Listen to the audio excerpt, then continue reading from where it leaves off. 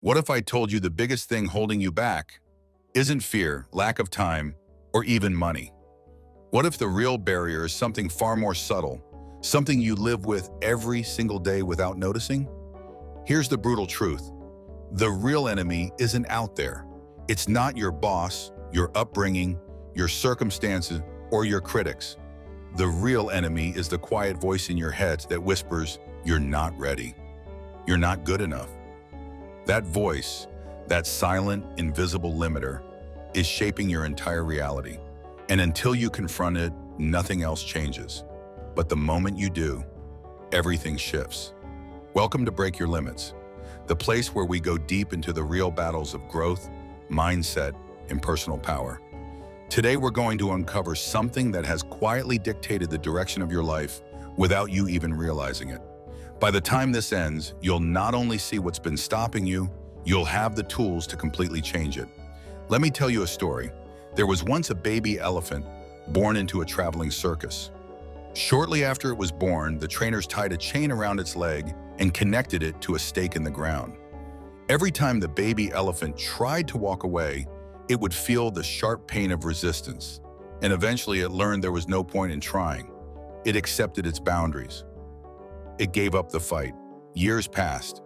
That baby elephant grew into a massive adult, strong, powerful, capable of uprooting trees and destroying fences. But it was still tied to the same tiny chain, connected to the same small stake in the ground. And despite all its strength, it never tried to break free. Why? Because in its mind, that chain still had power. In its mind, it was still the helpless baby that had no choice. So it never tested its strength. That elephant didn't need a stronger chain. It needed a new belief. And that elephant is you. Maybe your chain isn't physical. Maybe it's a voice you heard growing up.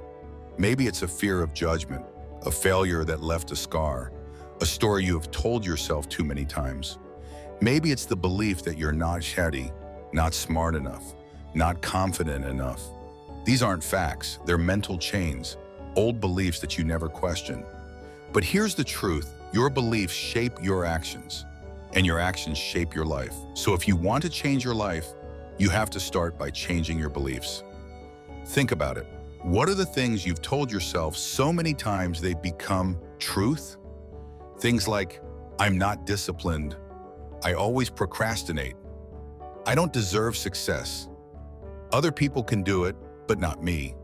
Where did those thoughts come from? Who planted them? Who told you they were true? And when did you decide to believe in them? See, here's the first truth you need to understand. A belief is not a fact. A belief is just a thought that you've repeated so many times your brain accepted it as reality. The more emotion you attach to it, especially fear or shame, the deeper it embeds itself into your identity. But that doesn't make it true. The second truth is this: your brain doesn't care about truth. It cares about safety. It's hardwired to keep you from pain. So it builds walls. It tells stories. It creates habits and patterns that protect you from rejection, embarrassment, risk. But those same protective mechanisms can become prisons. They stop you from growing. They trap you in a version of yourself that doesn't reflect your real potential. And the third truth, the most powerful, is this: beliefs can be changed. Your brain is plastic. It can be rewired. You are not stuck with the mindset you inherited. You can challenge old thoughts. You can replace old patterns. And you can build a new identity, one that's rooted in truth, strength, and possibility. The life you have right now is a reflection of the stories you've accepted about yourself. But if you can change the story, you can change the outcome. You're not your past. You're not your failures. You're not your fears. You are what you choose to believe starting now. So here's the question. What's one belief you've carried for years that no longer serves you? Really think about it. Don't rush this.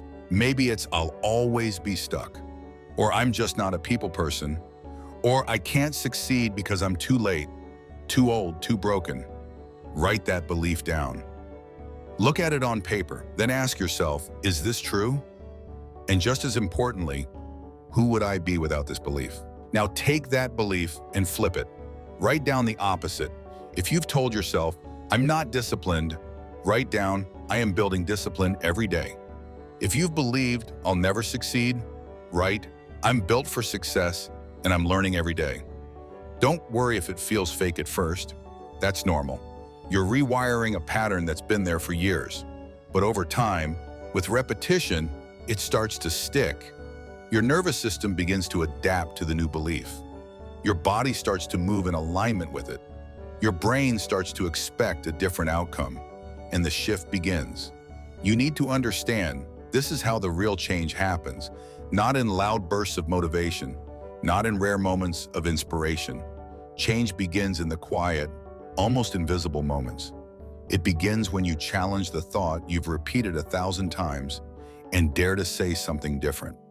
It begins when you replace a lie with a truth again and again until that truth becomes your new baseline. The human brain is not fixed, it's adaptable. Scientists call it neuroplasticity. That means every time you think a new thought, you strengthen a new pathway. Every time you repeat a new belief, you weaken the old one. The brain doesn't care if the belief is true or false. It only cares how often you repeat it. So if you've been saying, I'm always behind, I can't focus, I'm not good at this, then those are the highways your brain has been traveling every day. Your job now is to build new roads. And building new roads takes effort. It's uncomfortable. Your mind will resist. It will try to protect the old identity because it feels safer, even if that identity has been holding you back. That's why saying a new belief feels awkward. That's why writing it down feels silly. That's why you doubt it. But push through anyway, because you're not just writing words, you're rewriting your life. Start with one belief, just one. Make it small if you need to. Something like, I finish what I start, or I take care of my body, or I create opportunities. Write it down. Put it where you can see it daily. Speak it out loud. Don't just read it, declare it. Let your body hear your voice say it. Let your nervous system feel the shift. The more senses you involve, the deeper it embeds. And then act on it. If your new belief is, I am disciplined, then make one small decision today that a disciplined person would make. Wake up 10 minutes earlier. Write the thing you've been avoiding. Stretch. Breathe, organize your space. The action doesn't have to be big. It just has to be aligned. One step in the direction of your new belief reinforces it, and over time, the steps add up. You will still have days where you doubt.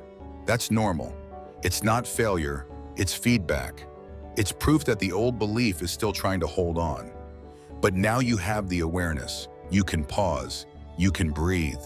You can choose the new thought, even in the middle of the storm. This is the mental gym. This is what most people skip. They try to change their life from the outside in. New job, new routine, new relationship.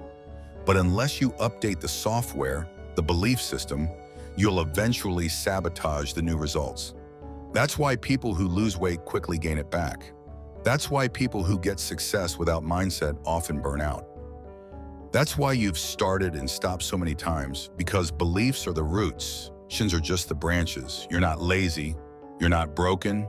You're not unmotivated. You're running on an outdated operating system. And it's time to upgrade it manually, consistently, intentionally.